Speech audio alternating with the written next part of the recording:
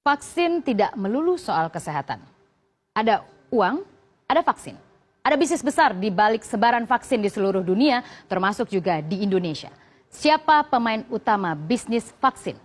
Laris manis bisnis vaksin, saya ulas sebelengkap untuk Anda.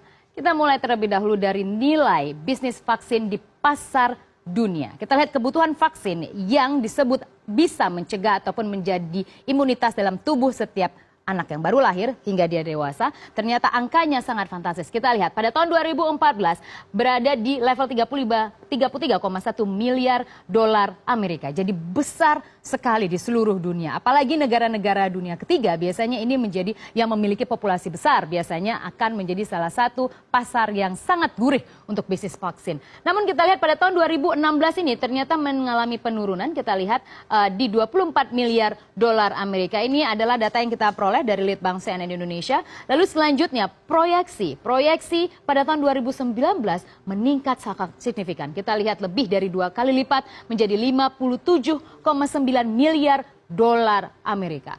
Duit semua ini, vaksin semua yang dibutuhkan oleh masyarakat. Semakin kita butuh maka ada celah potensi uang di sana. Lalu selanjutnya kita lihat setelah kita membahas mengenai pasar global, kita ingin tahu siapa sebenarnya pemain utama, perusahaan-perusahaan mana yang pasti mendulang keuntungan, revenue besar di balik vaksin tersebut. Kita lihat terlebih dahulu yang paling pertama, saya lihat dulu dari pie chart tersebut, GSK. GSK sendiri memang kita lihat, oke saya lihat dulu, ini adalah GlaxoSmithKline, ini merupakan perusahaan yang berasal dari Inggris. Kita lihat ini berasal dari Inggris dan perusahaan ini, tahukah Anda, data terakhir menunjukkan bahwa GSK menguasai 23% pasar vaksin di seluruh dunia. Dan ini berdasarkan data dari WHO yang terakhir. Mungkin Anda tidak begitu familiar dengan GlaxoSmithKline ataupun GSK atau GSK dalam bahasa Indonesia. Tapi tahukah Anda beberapa produk bisnis consumer healthcare GSK yang ada di Indonesia menjual produk-produk yang sangat dekat dengan keseharian kita sehari-hari.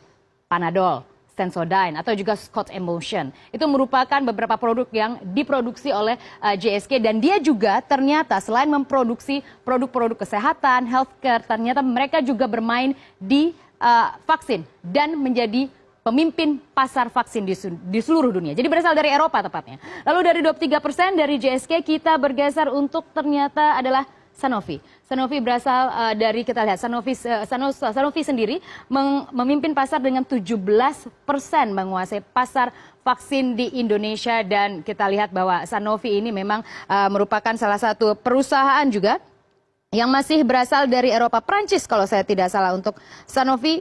Ya, Sanofi